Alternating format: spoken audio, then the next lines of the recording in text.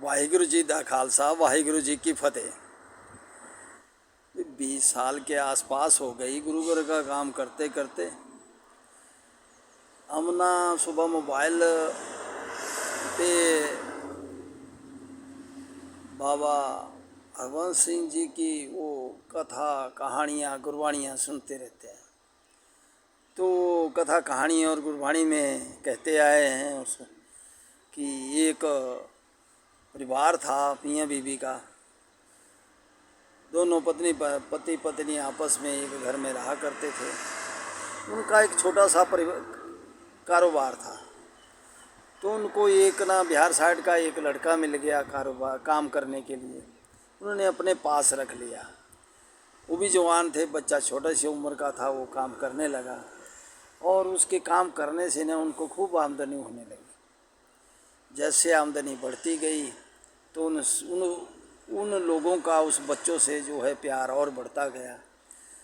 जब थोड़ा सा और समय बीत गया तो खूब और बढ़ गया काम बढ़ते बढ़ते इतना बढ़ गया कि उसको वो अपना पुत्र मानने लगे उस लड़के को।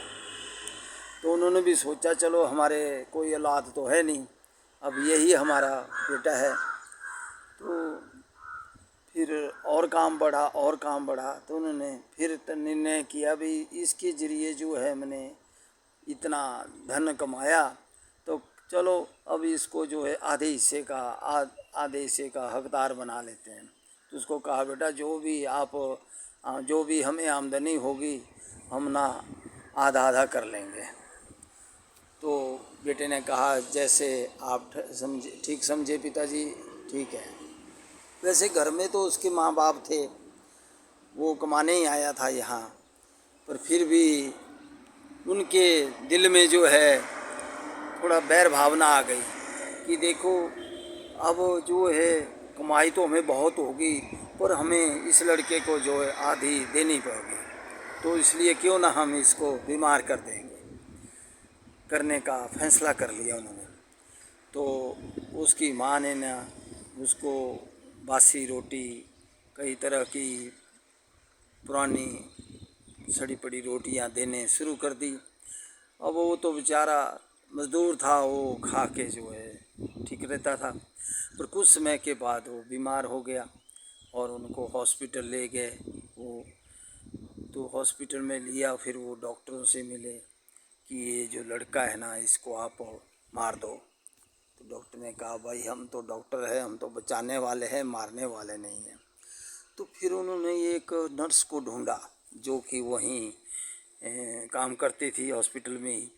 तो वो नर्स को पैसे दिए उन्होंने और जो है उसको कहा कि इस लड़के को जो है जहरीला इंजेक्शन दे के जो है मार दो।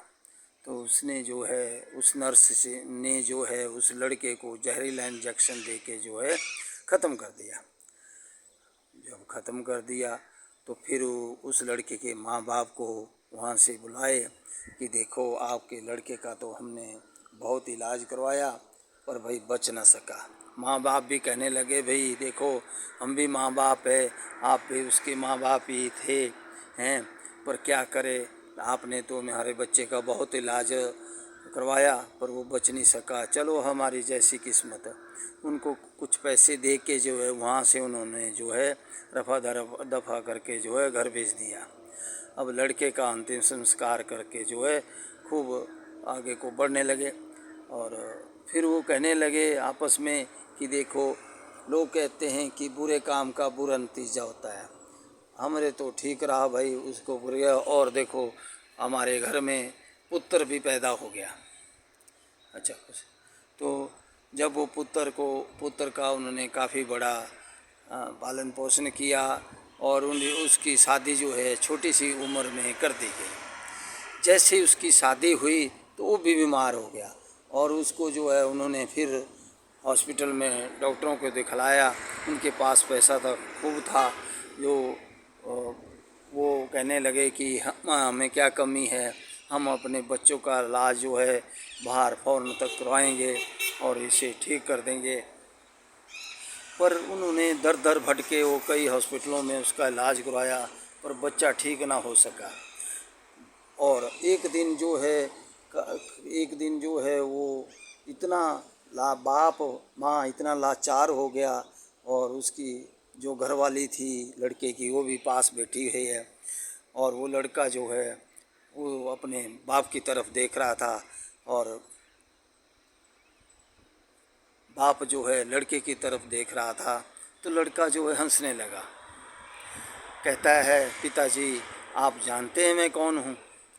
तो बाप कहने लगा हाँ बेटा मैं जानता हूँ, तू वही बेटा है जिसने मैंने आपको जहरीला इंजेक्शन दे के मरवाया था। हाँ पिताजी।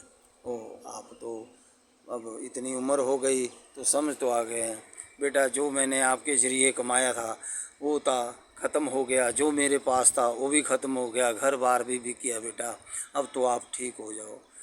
हैं, चलो हमने तो आपका गुनाह किया है, आपको सज़ा दिलवाई, आपको मारा है, पर ये जो तेरी घरवाली है ना, इसने तेरा क्या बिगाड़ा है? हैं, इसको क्यों सज़ा दे रहा है? अब ये जो है इतनी जवानी में जो है अगर ऐसा हो गया तो क्या करेगी? कहता है पिताजी ये वही नर्स है जिसने मुझे जहरीला इंजेक्शन दे के मारा था। सतनाम श्री वाहिगुरु।